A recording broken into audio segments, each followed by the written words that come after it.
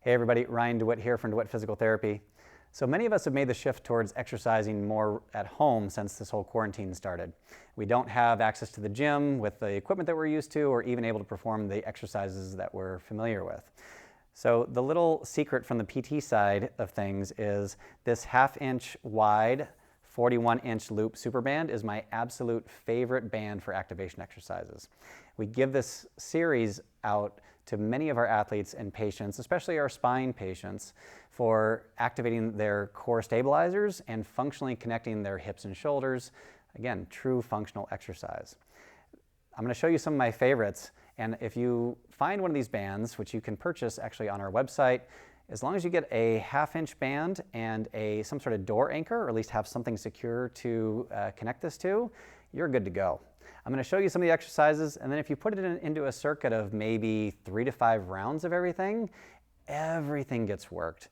It's good for your core stability, good for your hip stability. You can make it challenging for yourself by just stepping further back, and if it's too hard, then you can just do fewer reps. But all of these should be very, very scalable for any kind of athlete or patient. So I'm definitely going to encourage you to give it a try. So follow along. I'm going to show you my favorite exercises.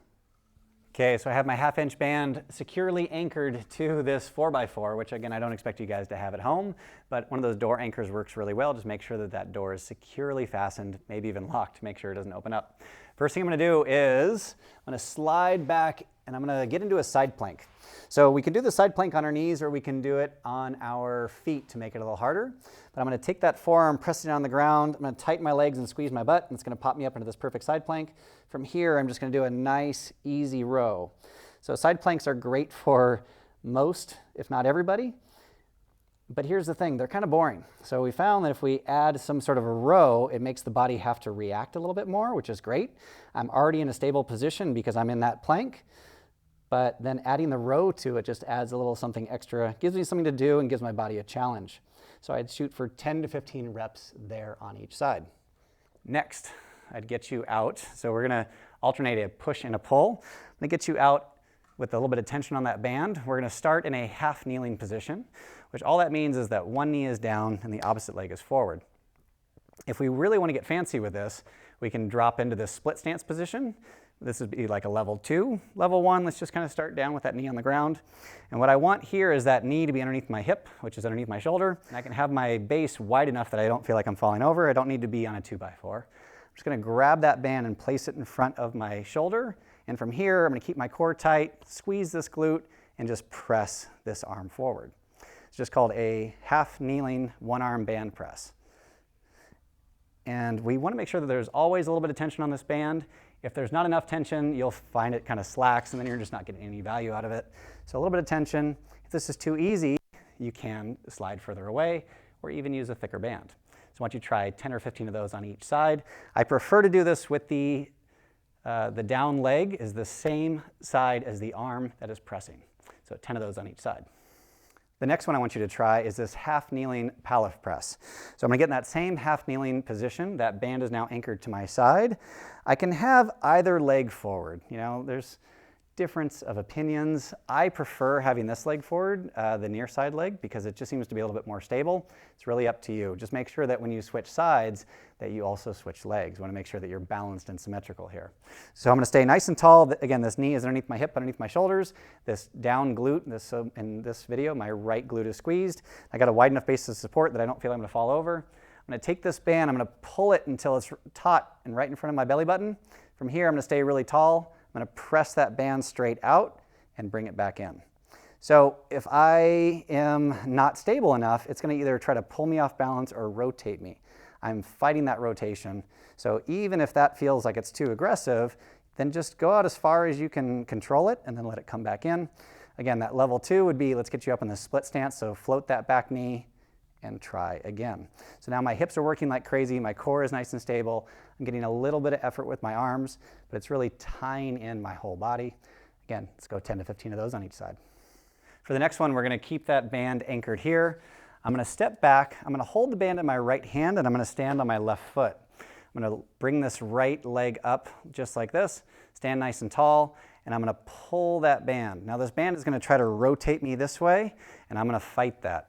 So again, my body has to react a little bit because as I pull that band, that force gets a little stronger. I'm also working on my balance by standing on one foot. Believe me, so many people have a hard time with this because they never work on their balance. So level 1 would be like this. If you have a really good hinge and you know what that means, we can get you to reach forward and then stand up and pull. That would be level 2. You're going to find that works the whole leg and on top of a dynamic hip. So again, 10 to 15 on each leg. Try just the single leg stance with the opposite pull, just for starters.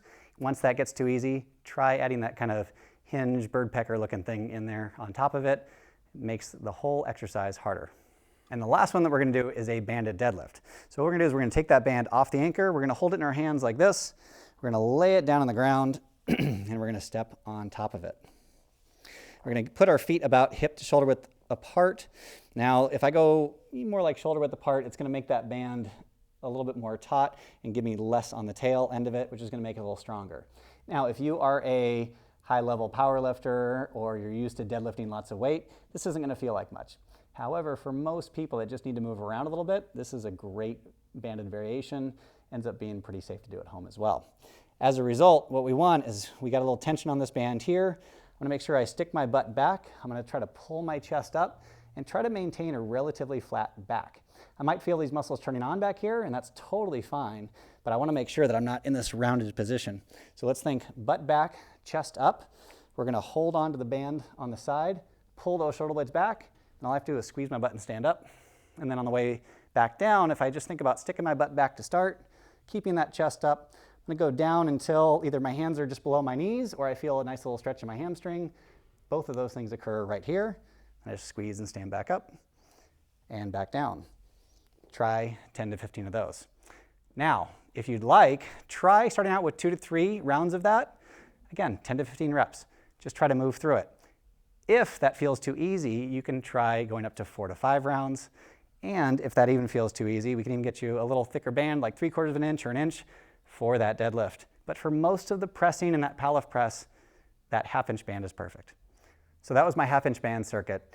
It goes to show you, you don't need a lot of fancy equipment or crazy exercises in order to build and perform an effective exercise circuit at home.